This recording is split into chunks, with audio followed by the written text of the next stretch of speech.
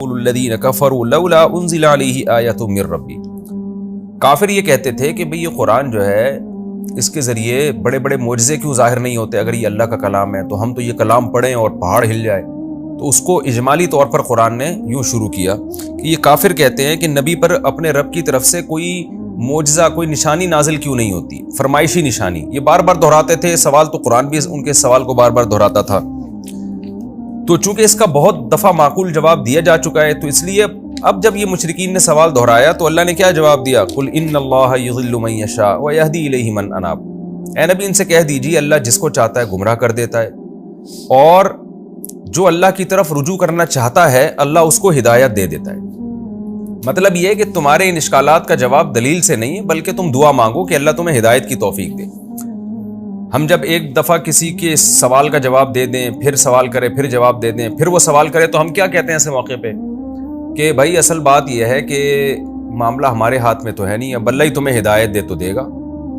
یعنی ہم تو جتنا سمجھا سکتے تھے ہم نے سمجھا لیا ہے۔ تو اصل بات یہی ہے کہ واقعی جس کو اللہ گمراہ کرنا چاہے اس کو کوئی ہدایت نہیں دے سکتا۔ تو مطلب یہ کہ تمہیں اللہ نے ہی گمراہ کر دیا، دلوں پہ مہر لگا دی، اب ہمارے بس میں کیا ہے۔ تو یہی طرز قرآن نے اختیار کیا۔ وہ کہتے تھے کہ نبی پر کوئی نشانی نازل کیوں نہیں ہوتی، تو اللہ نے فرمایا ان سے کہہ دیجیے اللہ جس کو گمراہ کرنا چاہے،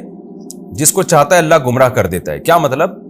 کہ اللہ نے تمہارے دلوں پر مہر لگا کے تمہیں گمراہ کر دیا ہے، تو اب تمہاری ہدایت سے ہم مایوس ہو گئے ہیں۔ وَيَهْدِي إِلَيْهِ مَنْ أَنَابَ، اور اللہ اس کو ہدایت دیتا ہے جو اللہ کی طرف رجوع کرنا چاہتا ہے۔ تو تم تو چاہتے ہی نہیں ہو، تو تمہیں کہاں سے ہدایت ملے گی؟ تم تو بس ایک سوال ہوگا، جواب آئے گا، پھر دوسرا سوال کھڑا کر دو گے، اس کا جواب آئے گا، پھر تیسرا سوال کھڑا کر دو گے۔ آگے اللہ فرماتے ہیں جو اللہ کی طرف رجوع کرتے ہیں اور جن کو ہدایت مل جاتی ہے ان کی حالت کیا ہوتی ہے؟ ان کی حالت یہ ہوتی ہے الذین آمنوا، یہ ایمان لاتے ہیں، وتطمئن قلوبہم بذکر اللہ، پھر ان کو قرآن سے وحشت نہیں ہوتی، اللہ کے نام سے وحشت نہیں ہوتی۔ ان مشرکین کو تو وحشت ہو رہی ہے کہ اللہ کا تذکرہ ہمارے سامنے کیوں کیا جا رہا ہے، اللہ کو یاد کیوں کیا جا رہا ہے، اسلام کی بات کیوں کی جا رہی ہے۔ لیکن جو اللہ کی طرف رجوع کرنا چاہتے ہیں، ہدایت چاہتے ہیں، پھر ان کو ہدایت ملتی ہے، تو ایمان لانے کے ساتھ ان کی حالت یہ ہوتی ہے کہ اللہ کے ذکر سے ان کے دلوں کو سکون ملتا ہے۔ پھر آگے اللہ نے فرمایا الا بذکر اللہ تطمئن القلوب، خوب سمجھ لو اللہ کے ذکر ہی سے دلوں کو سکون ملتا ہے۔ بہت اہم آیت ہے یہ کہ اللہ تو ایمان والوں کی صفت بیان کر رہے تھے کہ ان کے دلوں کو سکون اللہ کو یاد کر کے ملتا ہے، لیکن یہاں اللہ نے ایک اناؤنسمنٹ بھی کر دی کہ دنیا میں اگر کوئی احمق اور بے وقوف یہ سمجھتا ہے کہ سکون کی زندگی اللہ کو یاد کرنے کے علاوہ کسی اور کام میں ملے گی، تو وہ بھی یہ دماغ سے نکال دے اپنے کہ جی میں ڈپریشن کی گولیاں کھا لوں گا تو شاید میں بالکل صحیح ہو جاؤں، یہ دماغ سے نکال دے۔ اللہ نے بتایا کہ سکون صرف اللہ کو یاد کرنے سے ہی ملتا ہے، یعنی شریعت کو فالو کرنے میں ہی ہے۔ تو اگر سکون چاہتے ہو تو اللہ کو یاد رکھو۔ اللہ کو یاد کرنا مختلف طریقوں سے ہے، زبان سے بھی ذکر ہے، آپ سبحان اللہ والحمد للہ ولا الہ الا اللہ واللہ اکبر یہ ورد کریں، چوتھا کلمہ پڑھیں، سبحان اللہ وبحمدہ، کسی بھی طرح سے ذکر کریں، یہ بھی اس میں داخل ہے۔ نماز پڑھنا بھی اس میں داخل ہے، روزہ رکھنا بھی اس میں داخل ہے، زکوٰۃ دینا بھی اس میں داخل ہے، شریعت کے جس جس حکم کو فالو کریں گے سب اس میں داخل ہے۔ رشتہ داری جوڑنا اللہ کے حکم پر، یہ بھی اس میں داخل ہے۔ یعنی جس طرح سے بھی آپ اللہ کو یاد رکھیں گے، چاہے زبان سے یاد رکھیں یا اپنے عمل سے یاد رکھیں، تو یہ چیز آپ کے سکون قلب کا بہرحال ذریعہ بنے گی۔ چاہے وقتی طور پہ ٹینشن ہو، دیکھیں ہم روزہ رکھتے ہیں، وقتی طور پہ تو ٹینشن ہوتی ہے، لیکن نتیجے کے لحاظ سے بہرحال سکون ملتا ہے۔ یعقوب علیہ السلام نے کتنا صبر کیا، وقتی طور پہ تو ٹینشن تھی، لیکن اگر معاذ اللہ وہ اللہ کو یاد نہ کرتے تو پتہ نہیں کیا حال ہو جاتا ان کا۔ تو ان کے دل میں جو بھی ایک اطمینان کی کیفیات تھیں یعقوب علیہ السلام اور یوسف علیہ السلام میں، وہ اللہ کو یاد کرنے کی وجہ سے تھی، اور پھر اللہ نے کیسی خوشیاں دی ان کو۔ تو نتیجہ یہی نکلے گا کہ جو اسلام پر عمل کر رہا ہے، جو اپنے خدا کو یاد کر کے زندگی گزارتا ہے، اس کے تو دل میں سکون ہوگا، اطمینان والی زندگی ہوگی۔ جو اللہ سے ہٹ گیا تو اس کو سکون نہیں مل سکتا۔ الذین آمنوا وعملوا الصالحات، یہ تو دنیا میں حالت ہے ان کی کہ ان کو سکون ملے گا، اور آخرت میں کیا حالت ہوگی؟ فرمایا وہ لوگ جو ایمان لائے اور نیک اعمال اختیار کیے انہوں نے، طوبی لہم، ان کے لیے خوشخبری ہے، وحسن مآب، اور بہترین ٹھکانہ ہے جو جنت کی صورت میں ہوگا۔ کذالک ارسلناک فی امۃ، اے نبی اس طرح سے ہم نے آپ کو ایک قوم میں بھیجا ہے، یعنی جس طرح ہم آپ کو آیتیں پڑھ پڑھ کے سنا رہے ہیں، دیکھو اس طرح سے ہم نے آپ کو بھیجا اور اس طرح سے ہم نے آپ کو تبلیغ کا حکم دیا۔ اور ایسی قوم میں بھیجا ہے قد خلت من قبلھا امم، کہ اس سے پہلے بھی بہت سی قومیں گزر چکی ہیں، تو ہم نے آپ کو ان میں کیوں بھیجا؟ لتتلو علیہم الذی اوحینا الیک، تاکہ آپ ان پر تلاوت کریں اس کلام کو جو ہم نے آپ پر وحی کیا، اور اس حال میں آپ ان کو قرآن سنائیں، اللہ کا رحمان کا کلام سنائیں، وہم یکفرون بالرحمن، کہ جب وہ رحمان ہی کا انکار کر رہے ہوں۔ تو ایسی صورت میں کیونکہ جس چیز کی ضرورت ہے اسی کی دعوت دی جائے گی، یہ رحمان کا انکار کرتے ہیں، خواہ اس کے وجود کا انکار کر دیں یا اس کے رحمان ہونے کا انکار کر دیں یا اس کے ساتھ دوسروں کو بھی شریک کر لیں، تو یہ سب چیزیں انکار ہی کہلائیں گی۔ تو یہ رحمان کا انکار کر رہے ہیں، قل ہوا ربی، لیکن آپ نے کیا کہنا ہے ان کو اس وحی کے ذریعے کہ ہوا ربی، وہ میرا رب ہے، لا الہ الا ہو، اس کے سوا کوئی عبادت کے لائق نہیں ہے۔ تم جن کو معبود مانتے ہو میں ان کو معبود نہیں مانتا۔ علیہ توکلت، رہا مسئلہ کہ پوری قوم ایک طرف اور میں اکیلا ایک طرف، کوئی بات نہیں اے نبی، یہ بھی اناؤنسمنٹ کر دیں، علیہ توکلت، اسی پر میں اعتماد کرتا ہوں، وَإِلَيْهِ مَتَابِ، متابی تھا اصل میں، اور میرا لوٹ کے جانا بھی اسی کی طرف ہے، تو میں تمہاری طرف سے جو مجھے مصیبتیں مل رہی ہیں میں ان پہ ٹینشن کیوں لوں، اس لیے کہ جانا تو میں نے اس کی طرف ہے۔ تو انسان جس کی طرف لوٹ کر جاتا ہے اس کی رضا کی فکر کرتا ہے، جس کو چھوڑنا ہے اس کو منانے کی فکر میں نہیں لگا رہتا۔ تو یہ ہمارے لیے بھی بڑی عبرت کی بات ہے کہ ہم رشتہ داروں کو خوش کرنے کے لیے اللہ کو ناراض کر دیتے ہیں، دوستوں کو خوش کرنے کے لیے اللہ کو ناراض کر دیتے ہیں، یہ نہیں پتا کہ یہ دوستوں کو تو ہم نے چھوڑنا ہے، جانا اللہ کے پاس ہے، تو جس کے پاس ہمیشہ رہنا ہے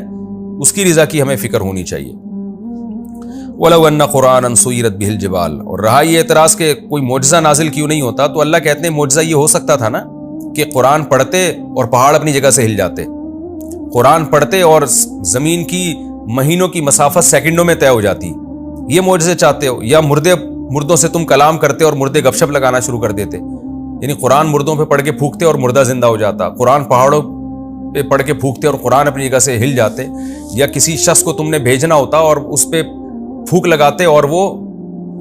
یہاں سے وہاں پہنچ جاتا اتنی سی دیر میں۔ اور قطعت بہ الارض کا یہ مطلب بھی ہو سکتا ہے زمین کاٹ دی جاتی، یعنی آپ قرآن پڑھتے اور زمین میں دراڑیں پڑ جاتی۔ تو یہ معجزے اگر ظاہر ہو بھی جاتے، وَلَوْ أَنَّ قُرْآنًا سُيِّرَتْ بِهِ الْجِبَالُ، اگر قرآن ایسا ہوتا کہ اس کے ذریعے پہاڑ ہلتے اپنی جگہ سے، ایسے ایسے معجزے ظاہر ہوتے، یا زمین کی مسافتیں طے ہوتی، یا اس کے ذریعے مردوں سے بات چیت کی جاتی، تو آگے جزا محذوف ہے۔ جزا کیا ہے کہ یہ پھر بھی ایمان نہیں لے کر آتے، کیوں؟ بل للہ الامر جمیعا، اس لیے کہ حکم سب کا سب اللہ ہی کے لیے، تو اللہ کی یہ منشا ہی نہیں ہے کہ ساری دنیا ایمان لے آئے، ایسے ایسے ڈھیٹ لوگ بھی دنیا میں موجود رہیں گے، تاکہ ان ڈھیٹ اور ہر دھرم لوگوں کو دیکھ کر جو پرہیزگار ہیں ان کی معاشرے میں قدر بڑھے، اللہ کی نظر میں بھی ان کی قدر بڑھے، کیونکہ تعرف الاشیاء بازدادها، کسی بھی چیز کو اس کے اگینسٹ سے پتہ چلتا ہے، سچے کی ویلیو جھوٹوں کو دیکھ کر ہوتی ہے، اچھے کی ویلیو ہوتی ہے بروں کو دیکھ کر۔ جو ماں باپ کے فرما بردار ہیں ان کی سوسائٹی میں ویلیو جب ہوگی جب کچھ نافرمان بھی ہوں، تو پھر ہم کمپیئر کریں کہ دیکھو ایک وہ لوگ ہیں ایک یہ لوگ ہیں، تو یہ خیر اور شر ہمیشہ رہے گا۔ تو اللہ کہتے ہیں اے نبی اگر آپ یہ سمجھتے ہیں کہ میں ایسے ایسے معجزے قرآن کے ذریعے دکھا دوں تو یہ ایمان لے آئیں گے، ایسا نہیں ہوگا۔ آگے قرآن کہتا ہے افلم ییأس الذین آمنوا، وہی بات قرآن کی عادت ہے ایسے موقع پہ تسلی دیتا ہے۔ مسلمانوں کا دل بڑا خراب ہوتا تھا کہ اتنے بڑے معجزے دیکھ کر بھی یہ ایمان نہیں لے کر آئیں گے، تو یہ کیا یعنی کیسے پھر ہم دین کو دنیا میں غالب کریں گے؟ تو اللہ نے تسلی دے دی کہ دیکھو جو کام ہونا ہی نہیں ہے اس کی امیدیں کیوں لگاتے ہو، کیوں یہ یقین کر کے نہیں بیٹھ جاتے کہ سب سیدھے نہیں ہو سکتے، خیر شر دنیا میں رہے گا، کیونکہ جب کوئی شخص حق کا پرچار کر رہا ہو نا اور بڑے مضبوط طریقے سے، پھر بھی سب لوگ نہ مان رہے ہوں تو آدمی کو غصہ تو آتا ہے نا، ٹینشن ہوتی ہے، وہ سمجھتا ہے شاید میری دعوت میں جان نہیں ہے، تو کیا ہو گیا ان ہر دھرموں کو؟ تو اللہ نے بتا دیا کہ بھئی ایسی چیز کی ٹینشن کیوں لیتے ہو جو کام مقدر میں ہے ہی نہیں۔ اسی بات کو قرآن نے بیان کیا، افلم ییأس الذین آمنوا، کیا ایمان والے لوگ اب تک مایوس نہیں ہوئے اس بات سے کہ اگر اللہ چاہتا تو سب کو ہدایت دے دیتا، یعنی اس بات سے تم مایوس نہیں ہوئے، یعنی تمہیں مایوس ہو جانا چاہیے کہ اللہ چاہتا تو سب کو ہدایت دے دیتا، تو ایسا نہیں ہو سکتا، اس بات سے تمہیں مایوس ہو جانا چاہیے کہ اللہ چاہے گا اور سب کو ہدایت مل جائے گی، یہ نہیں ہو سکتا۔ تو اللہ نے چاہنا یہی ہے کہ سب کو ہدایت نہ ملے، خیر اور شر دونوں راستے چلتے رہیں۔ افلم ییأس کا ایک ترجمہ یہ بھی کیا گیا ہے، یئس ییأسو کا معنی ایک علم بھی ہے بعض لغات میں کہ کیا ان لوگوں کو معلوم نہیں ہے اہل اسلام کو کہ اللہ چاہتا تو سب کو ہدایت دے دیتا؟ تو ظاہر ہے، اور اللہ بار بار یہ بتا چکا ہے کہ میں چاہتا ہوں کہ سب کو ہدایت نہ ملے بلکہ آزمائش رہے، ورنہ گن پوائنٹ پہ تو اللہ سب کے دلوں کو پھیر دے تو پھر آزمائش کہاں سے ہوگی؟ وَلَا يَزَالُ الَّذِينَ كَفَرُوا تُصِيبُهُمْ بِمَا صَنَعُوا قَارِعَةٌ، رہا مسئلہ کہ پھر ان پر پھر جو ہے یہ کافر لوگ تو اسی طرح اتراتے رہیں گے، تو اللہ نے جواب دیا کہ جو کافر لوگ ہیں وہ ہمیشہ تصیبہم بما صنعوا، ان کی بدعمالیوں کی وجہ سے ان پر قاریاتن کوئی نہ کوئی مصیبت تصیبہم ان کو پہنچتی رہے گی، او تحل قریبا من دارہم، ڈائریکٹ ان کو پہنچے گی یا مصیبت نازل ہوگی ان کے اڑوس پڑوس میں۔ تو یا تو اس سے اہل مکہ مراد ہیں جن پر مسلسل مصیبتیں نازل ہو رہی تھیں، جب سے اسلام کی دعوت تھی نا تو اہل مکہ پہ کبھی قحط آ رہا تھا، کبھی ایک دھوئیں کا عذاب آیا، اور اڑوس پڑوس میں بھی مصیبتیں آ رہی تھیں، یا پھر ساری دنیا کے کافر اس سے ساری دنیا کے کافر بھی مراد ہو سکتے ہیں، اس لیے کہ قیامت تک بہرحال کافروں پر کچھ نہ کچھ آزمائشیں آتی رہتی ہیں۔ باپ دیکھیں نا، یہ کرونا بھی تو ایک آزمائش تھی جو آئی ہے، تو کچھ نہ کچھ تو اللہ کی طرف سے سیلاب، زلزلے، یہ سب چیزیں تھوڑی بہت تو آتی ہی رہیں گی، حتیٰ یاتی وعد اللہ، یہاں تک کہ اللہ کا وعدہ آ جائے۔ وہ وعدہ قیامت بھی ہو سکتی ہے اور وعدہ وہ موت بھی، کہ اللہ کا وعدہ جو موت ہے نا، اور پھر اپنی آنکھوں سے آخرت کا عذاب دیکھ لو، تو وہ جب تک نہیں آتا اس سے پہلے بھی چھوٹی موٹی مصیبتیں آتی رہیں گی۔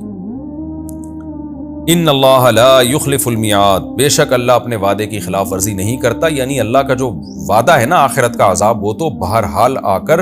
رہے گا۔ تو یہ بھی ان کی عبرت کے لیے کافی ہے۔ یہ ہمارا رکوع الحمدللہ کمپلیٹ ہو گیا، اور اس میں جو اہم ترین آیت تھی کہ اللہ کے ذکر سے اطمینان ہوتا ہے، تو ہمیں سکون کے لیے نا اللہ کو یاد کرنے کی ضرورت ہے۔ اچھا، اس میں ذکر میں یہ نیت نہیں ہونی چاہیے کہ مجھے سکون ملے، اس میں تو آپ کی نیت ہی غلط ہے، تو پھر نہیں ملے گا۔ مقصد اللہ کو راضی کرنا ہے، چاہے سکون ملے یا نہ ملے۔ جو شخص اللہ کو سامنے رکھ کے زندگی گزارتا ہے، اللہ تعالیٰ اس کو سکون اور اطمینان عطا